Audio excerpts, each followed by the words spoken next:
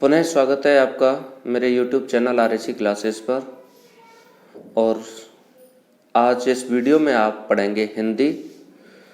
जैसा कि आपने पिछले वीडियो में पढ़ा था, मैंने संज्ञा के बारे में बताया था और संज्ञा को परिभाषित किया था, तो समझ में आ गया होगा संज्ञा के भेद वगैरह सब कुछ। और आज की वीडियो में मैं आपको जो है उसी संज्ञा का अगला टॉपिक पढ़ाऊँगा और उसमें आज हम लेंगे लिंग। यानी संज्ञा में आज हम लिंग सीखेंगे। यहाँ पिछले वीडियो में जिन लोगों ने नहीं देखा है वो देख लें। पिछले वीडियो में मैंने बताया था कि संज्ञा की हमें 3 चीज़ें पढ़नी है, लिंग, वचन और कारक। वहाँ से प्रश्न पूछे जाते हैं। तो आज का जो टॉपिक होगा वो लिंग होगा। और इस टॉपिक को शुरू होने से पहले मैं आपसे फिर कहूँगा कि जिन लोगों ने अभी तक चैनल को सब्सक्राइब नहीं किया है वो चैनल को सब्सक्राइब कर लें और साथ ही साथ शेयर भी कर दें। तो चलिए आइए शुरू करते हैं आपका ये टॉपिक लिंग। देखिए, सबसे पहले हम ये जान लें कि लिंग क्या है। असल में जो लिंग है ये लिंग शब्द की जाति होती है। क्या होती है जी? बोलते रहो मेरे साथ। देखो, जब तक आप बोलोगे नहीं तब तक मजा नहीं आएगा, है ना। बोलना बहुत जरूरी है, मेरे साथ साथ बोला करो। तो शब्द की जाति है, यानी इसका मतलब क्या है कि हमें उसकी जाति को पढ़ना है। शब्द की जाति क्या है, वो नर जाति का है या मादा जाति का है। असल में इस प्रकृति में 3 चीजें हैं भाई, नर, मादा और जड़। यानी इन 3 को लेकर के ही हम चीजों को बनाते हैं। यानी 3 चीजें हैं, एक तो नर है, एक मादा है और एक जड़ है। जड़ का मतलब होता है जी निर्जीव। तो ये 3 चीजें हैं हमारे पास। और जो भाषाओं में लिंग का निर्धारण किया गया है वो लिंग का निर्धारण जो है वो इसी तरीके से किया गया है, इसी आधार पर किया गया है। तो अब हम कह सकते हैं कि लिंग संज्ञा का, यानी संज्ञा के जिस रूप से,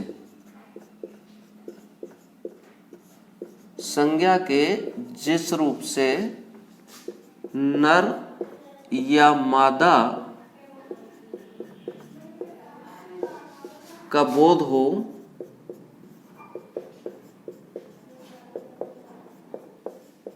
वह लिंग कहलाता है। वह लिंग कहलाता है। ठीक है सब? तो एक बार फिर बोल लीजिएगा मेरे साथ। संज्ञा के जिस रूप से नर या मादा का बोध हो वह लिंग कहलाता है। चलिए जी, समझ में आया। तो यहाँ देखिए, जो भाषाओं में लिंग जो निर्धारित किए हैं वो जो नर का बोध कराता है उसको कहा गया है पुल्लिंग,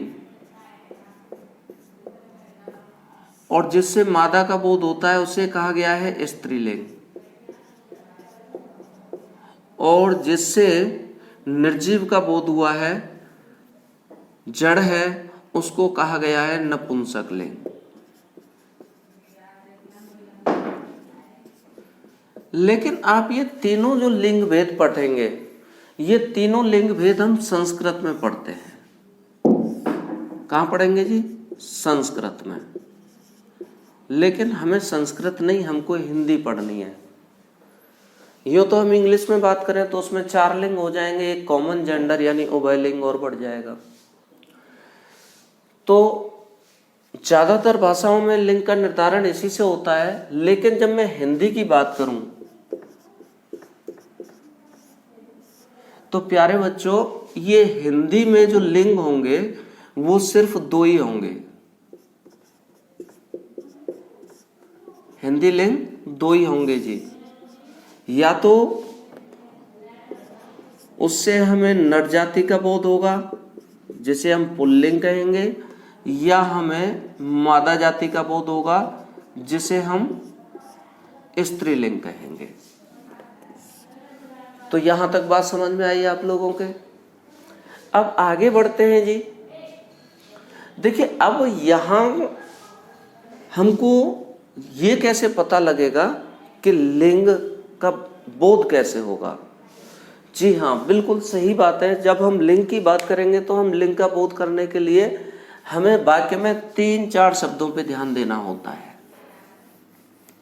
अगर मैं वाक्य में लिंग निर्धारण की बात करूं, यानी पुल्लिंग, और जैसे मादा जाति का बोध होगा वो होगा जी आपका स्त्रीलिंग, यानी ये आपका नर हो गया और ये आपका मादा हो गया। ठीक है साहब, तो यहां तक की बात समझ में आई। अब हम बात कर रहे थे वाक्य में लिंग निर्धारण की। तो वाक्य में जो लिंग का निर्धारण करेंगे वो कैसे करेंगे, चलिए समझते हैं। मैं यहां नोट कर देता हूं जी, वाक्य में लिंग निर्धारण। देखिए चीजों को ध्यान से समझते जाइएगा, है ना। कुछ इंटरटेन नहीं होता है एजुकेशन में, लेकिन जहां भी इंटरटेन की जरूरत पड़ेगी मैं करूंगा आपका। लेकिन यहाँ थोड़ा सा ये वीडियो सीरियस है, आप सीरियसली लीजिएगा और चीज़ों को समझिए। मैं बहुत डिटेल में ये चैप्टर आपको पढ़ाऊंगा, बहुत डिटेल में ये टॉपिक कराऊंगा आपको, यहाँ से कुछ भी बाकी नहीं छोड़ूंगा, बशर्ते कि आप जो है ना वीडियो को शुरू से एंड तक देखिए। होता क्या है कि बहुत से हमारे प्यारे मित्र वीडियो चलाते हैं, थोड़ी देर चलाई फिर बंद करके रख दी, बोला मज़ा नहीं आ रहा, उसी वक्त आप दूसरी जो है कोई फनी वीडियो लगा लेते हैं, अपना एंटरटेन करते हैं। लेकिन मेरे मित्रों, आप मेरी पढ़ाई के साथ एंटरटेन करेंगे तो ये आपके कैरियर को बनाएगा, और आप अपने कैरियर के प्रति सजग हो जाइए और मेरे साथ जुड़ जाइए। मैं हमेशा आपके साथ हूँ, ठीक है ना। तो वाक्य में जो लिंग निर्धारण होता है वो होता है डियर, सबसे पहले विशेषण द्वारा, यानी विशेषण में हम लिंग निर्धारण करते हैं। और आपको बता दूं मैं, यहाँ जो विशेषण में जो लिंग निर्धारण होता है, यहाँ अगर विशेषण में जिसके अंत में आ आता है वो पुल्लिंग होगा, और जिसके अंत में ई होगा वो स्त्रीलिंग होगा। ठीक है साहब। अब देखो विशेषण के द्वारा एग्जाम्पल आप समझिए। मैंने कहा अच्छा लड़का, मैंने कहा अच्छी लड़की, अच्छी लड़की। अब यहां देखिए अच्छा लड़का, यहां अच्छा से और अच्छी से हमें पता चल रहा है। मैंने कहा बड़ा कमरा,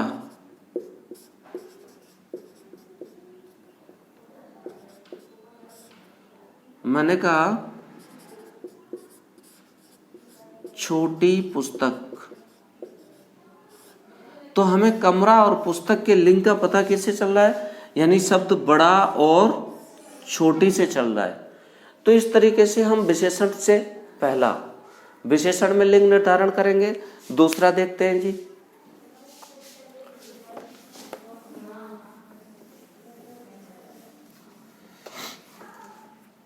दूसरा करेंगे जी हम सर्वनाम में।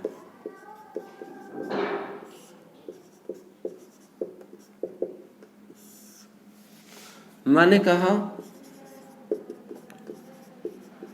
उसका घर,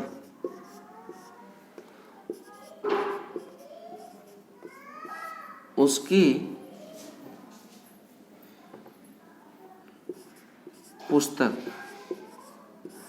अब यहां देखो घर और पुस्तक का लिंग निर्धारण सर्वनाम के द्वारा हुआ, उसका और उसकी के द्वारा। बात समझ में आई। तीसरा हम करते हैं जी विभक्ति के द्वारा, यानी विभक्ति में। ये विभक्ति में अगला टॉपिक जब कारक का पढ़ाऊंगा तो वहां आपको सारी विभक्तियां पढ़ाऊंगा आपको, ठीक है ना। तो अब यहाँ विभक्ति में, अब यहाँ देखिए विभक्ति में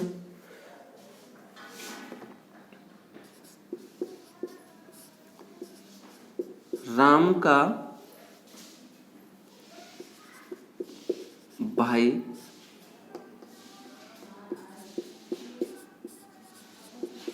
मोहन की बहन, देख रहे हैं ना।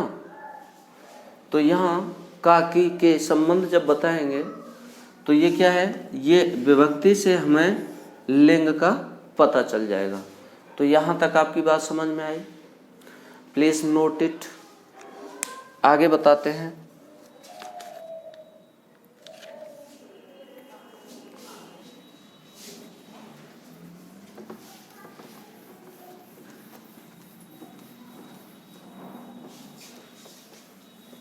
चौथा होता है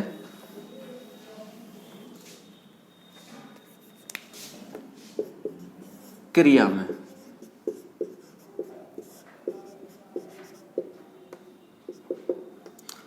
अब देखो, मैं सेंटेंस लिखता हूं, क्या लिखूंगा मैं? श्री खेलता है, श्री खेलता है। क्या सही है ये?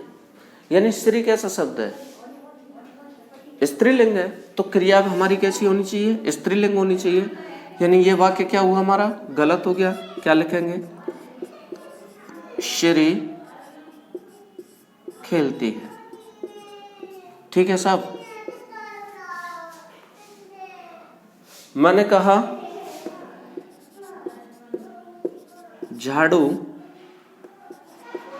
लगा दिया। क्या सेंटेंस सही है? गलत हो गया ना। क्या बोलेंगे जी? झाड़ू लगा दी। बात समझ में आई? मैंने कहा आलू कट गई। क्या सही है? नहीं है जी, गलत है। क्या बोलेंगे? आलू कट गया।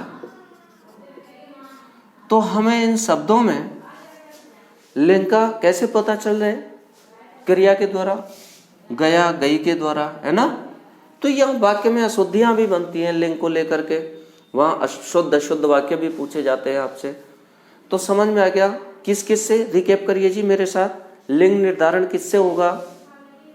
विशेषण से, क्रिया से, सर्वनाम से और विभक्ति से। ये चार। क्या क्या?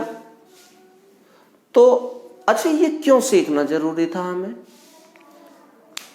बताइए जी, क्यों सीखना जरूरी था? भाई ये इसलिए सीखना जरूरी था कि हम मोस्टली कब तक रटें चीजों को। अब सपोज दैट आपसे पूछ लिया जाए कि आकलन शब्द है, आकलन का लिंग बताओ।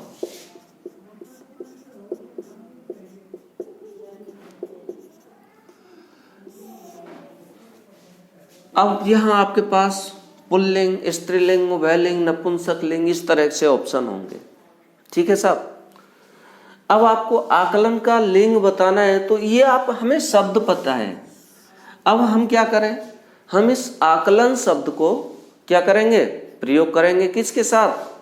या तो विशेषण के साथ करके देखिए, या विभक्ति के साथ करके देखिए, या आप जो है सर्वनाम के साथ करके देखिए। अब यहां चलो मैं चारों के साथ यूज करके बताता हूं। मैं कहता हूं मेरा आकलन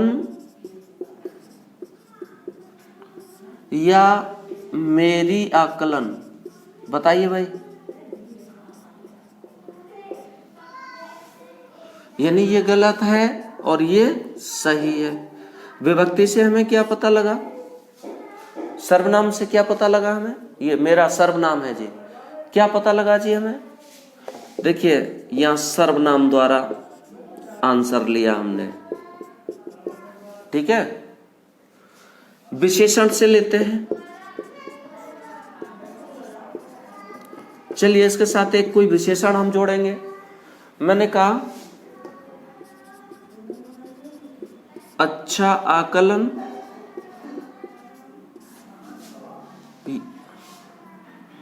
या अच्छी आकलन।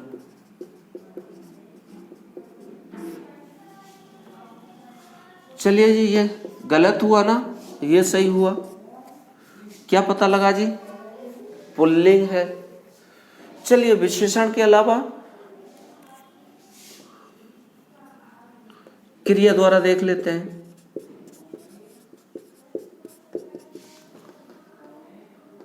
मैंने सेंटेंस लिखा आकलन किया गया या आकलन की गई।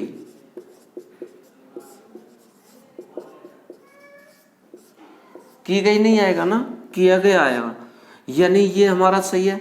इसका मतलब क्या है? अब हमें क्लियर है कि हम पहचान सकते हैं, अगर कोई शब्द हमें दिया है और उसका लिंग पूछा है कि लिंग कौन सा है, तो हम बड़ी आसानी से पहचान लेंगे ना जी, लिंग को पहचान लेंगे ना। तो इसका मतलब हुआ जी, यानी ये शब्द कैसा रहा जी? हमारा आंसर झट से आया जी कि ये तो शब्द हमारा पुल्लिंग है। That's all. क्लियर है सब? तो ये चीजें असल में क्या है, हमें रटना नहीं है, चीजों को सीखना है, हमें आंसर देने सीखना है। क्वेश्चन में आंसर कैसे दें, प्रश्न के आंसर कैसे दें। थ्योरी बहुत होती है पढ़ाने के लिए मित्रों, बुक्स में बहुत कुछ लिखा हुआ होता है, लेकिन क्या बुक्स का लिखा हम रट पाते हैं? क्या हम याद कर पाते हैं? नहीं कर पाते, क्योंकि हमें जो लोग रटते हैं वो जरूरी नहीं होता है कि आपने जो रटा है वो आपके पेपर में पूछा जाए। पेपर में हमेशा जो प्रश्न पूछा जाता है वो आपकी सोच पर आधारित होता है। आप कितना अच्छा सोच सकते हैं, कितनी आसानी से प्रश्न का उत्तर दे सकते हैं। यहाँ तक बात समझ में आई जी? क्लियर हो गया ना? अभी लिंग निर्धारण समझ में आ गया अच्छी तरह से। अब आपको मैं कुछ ट्रिकी बताऊंगा, तत्सम और तद्भव शब्दों के लिंग निर्धारण की किस तरीके से हमें करना है, तो वो चीज़ मैं अगले वीडियो में आपको दूंगा। तब तक के लिए आप कहीं जाइएगा नहीं, बने रहिएगा, देखते रहिएगा मेरे चैनल को, मैं आपके साथ हूँ। धन्यवाद वीडियो देखने के लिए, फिर आपसे मिलते हैं।